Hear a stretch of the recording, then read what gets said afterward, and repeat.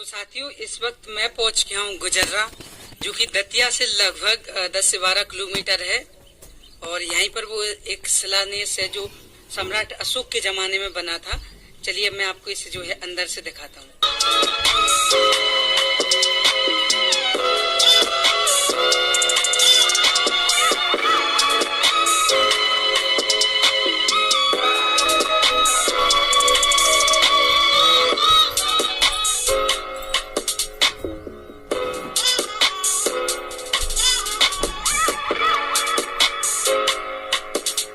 साथियों, इस वक्त मैं आ चुका हूँ अंदर और यही वो शिलान्यास है जिसकी मैं अभी बता रहा था मैं आपको।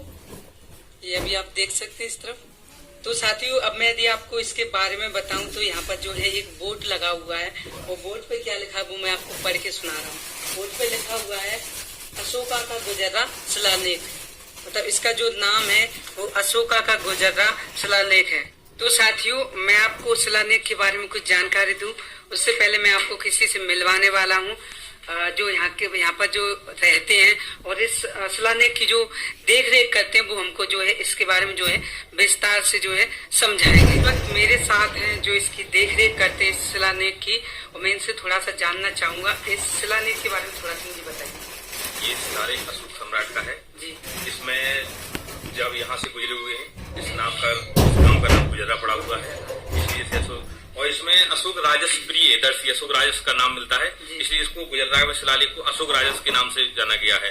और ये मध्य प्रदेश में के मतलब ये पूरे देश साथ में थे तब इसको बिंदु माना गया था। ये एक यहाँ के पास में दूसरी रेखा है, वहाँ के पास से माना गया है। और इसमें पाली भाषा में लिखा हुआ है साल में। और इसमें अशोक राजस ने अपने जब दिल परिवर्तन हुआ था कलिंग युद्ध के बाद, तो उस पंक्तियों को उन्होंने इस पत्थर पर उकेरा हुआ था कि किसी को हानि ना पहुंचाएं। और चीजें हैं बहुत सी चीजों को, पक्षियों को, पशुओं को, उस तरीके से उन्होंने लिखा है।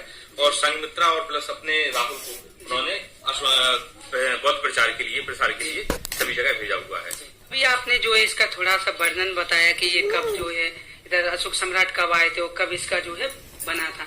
तो मुझे इसका थोड़ा सा आप ये बताइए इसकी खोज कब हुई थी। इसकी खोज 1953 में लालचंद शर्मा ठेकेदार है उनके द्वारा हुई वो ठेकेदार थे, यहाँ निकले हुए हैं, बनभाकी थे।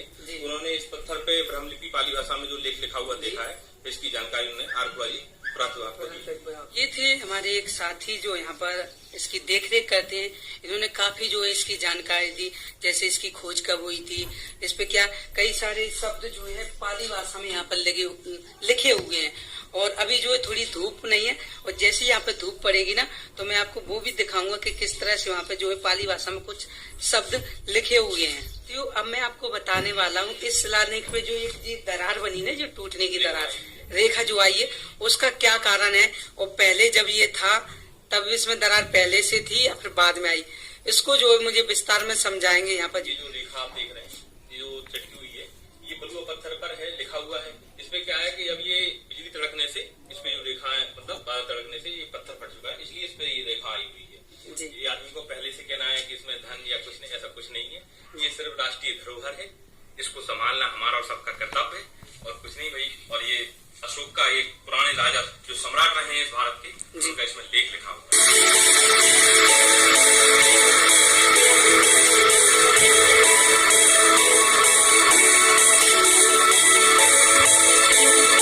हमने आपको बताया शिलालेख पर जो ये धारी है जो टूटने की, उसका कारण क्या था। हमारे साथी थे, भाई थे, उन्होंने आपको विस्तार में बताया।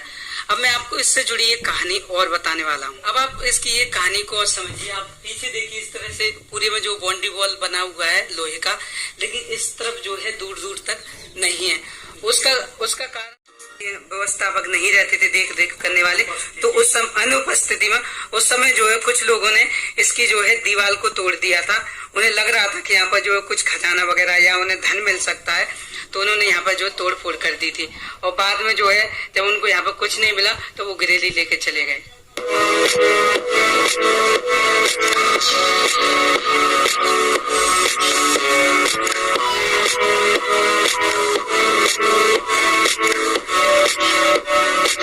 अशोक सम्राट ने जो हजारों स्तूप बनवाए थे, उनका ये सबूत है कि यहाँ पर जो शिलालेख आपको देखने को मिला। अभी थोड़ी देर में जब यहाँ पर थोड़ी सी और धूप आ जाएगी लगभग 4 बजे, तो हम शिलालेख पर लिखी पाली भाषा को भी आपको दिखाएंगे। क्योंकि हमें पढ़ना तो आता नहीं कि पाली भाषा में क्या लिखा है, लेकिन हम वीडियो में आपको जरूर दिखाएंगे वो चीज।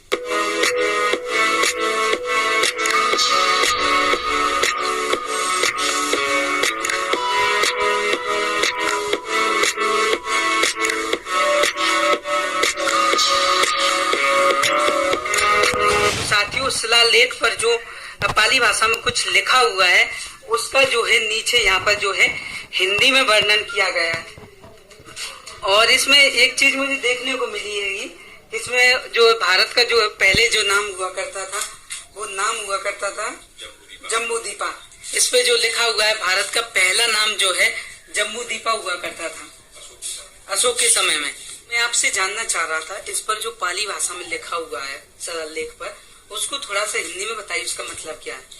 अशोक सम्राट देवांश प्रिय अशोक सम्राट लिखा हुआ है, जो पहले मतलब सब बहुत से शिलालेखों में अशोक राजस लिखा हुआ है, लेकिन गुजरात की जो शिलालेख है उसमें देवांश प्रिय अशोक राजस का नाम मिलता है और इसमें लिखा और भारत का पुराना नाम जम्बूद्वीपा यहाँ पर मिलता है। और साथियों, मैं आपको बताऊं, इसका जो हिंदी वर्णन है ये यहाँ पर है और वीडियो के डिस्क्रिप्शन में मैं आपको एक लिंक डाल दूंगा, वहां पर जाकर आप जो इसकी पूरी फोटो ले सकते हो और इसको जो है विस्तार में पढ़ सकेंगे।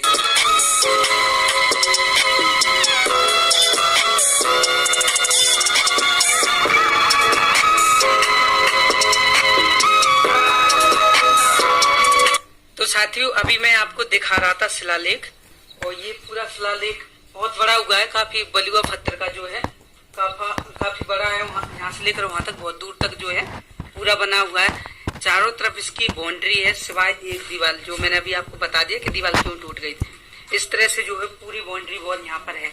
और जब हम यहाँ पे इसको वीडियो बना रहे थे तो गांव के लोगों ने हमें थोड़ी बहुत और जानकारी दी कि पीछे जो पहाड़ी आप देख रहे हैं उस पहाड़ी पर भी जो है कुछ है वहाँ पर। जब अशोक सम्राट उस समय जब यहाँ पर आए होंगे तो उनके साथ काफी सारे लोग भी आए होंगे, उन लोगों के बारे में जो कुछ जानकारी उस पहाड़ी पर भी है। अन्य लोगों ने आपको वीडियो जरूर दिखाया होगा लेकिन उस पहाड़ी का रहस्य नहीं बताया होगा। चलिए, तो मैं आपको बताने वाला हूँ उस पहाड़ी का रहस्य क्या है और उस पहाड़ी पर जो है क्या लिखा हुआ है या कुछ बना हुआ है। साथियों, अभी हम जा रहे हैं पहाड़ी तरफ। पहाड़ी तरफ भी जो है कुछ शिलालेख है ना, उससे कुछ जुड़े हुए रहस्य जो है इस पहाड़ी पर भी है, जो आपको मैं दिखाने वाला हूँ। तो वीडियो को जो अंत तक देखिएगा।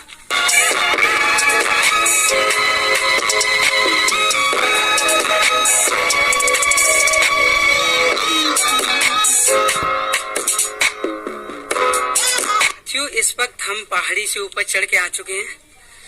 काफी उमस पड़ रही है जिसकी वजह से हमें बहुत गर्मी भी लग रही है। और जब हम लोगों ने नीचे गांव वालों से पूछा तो उन्होंने इसका थोड़ा सा हमें इस पहाड़ी का रहस्य बताया। जो पुराना जो गुजर्रा गांव हुआ करता था वो इसी पहाड़ी पर था। जब पहले आप ये कई सारे जो है पहाड़ देख सकते हैं, इस तरह से कटे हुए हैं, गोल आकार में काटे हुए हैं। अगर मैं सामने को उस तरफ भी दिखाऊं, उस तरफ देखिए पहाड़ी में एक आकृति बनी हुई है। यहाँ पर जो है पहले जमाने में जो गुजर्रा गांव बसा करता था, आज भी कहते हैं गांव के लोग, यदि इस मिट्टी की यदि खुदाई की जाए तो आपको कई सारे जो है उस समय की ईंटें वगैरह आपको मिलेंगी। आज भी यहाँ पर जो है मटके वगैरह जो उस समय हुआ करते थे, मटकों के टुकड़े जो है यहाँ पर डले हुए हैं।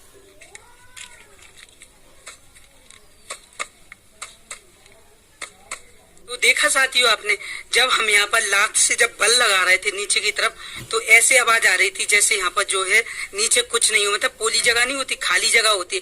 जब हम लात दे रहे थे तो ऐसा लग रहा था जैसे यहाँ पर कुछ खाली हो। कुछ लोग ये भी बताते कि इस पहाड़ी जो है अंदर से पूरी पोली है, सिर्फ ऊपर से जो पत्थर की एक परत टाइप की लगी हुई है।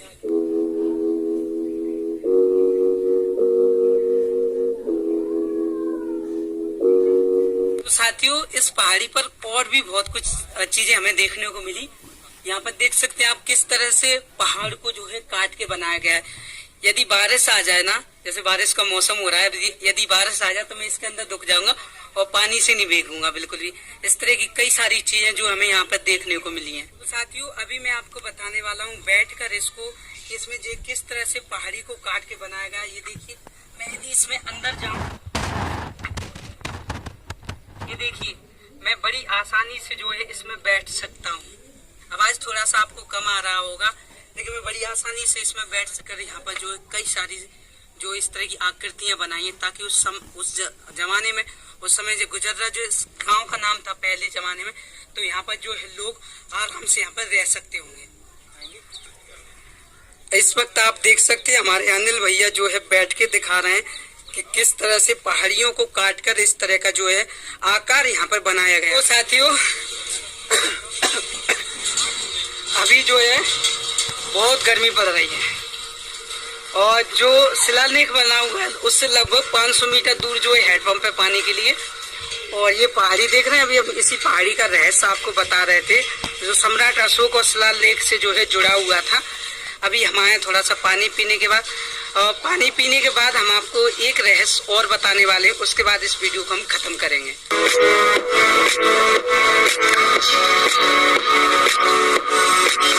अभी हम जो है पहाड़ी से वापस आ चुके हैं।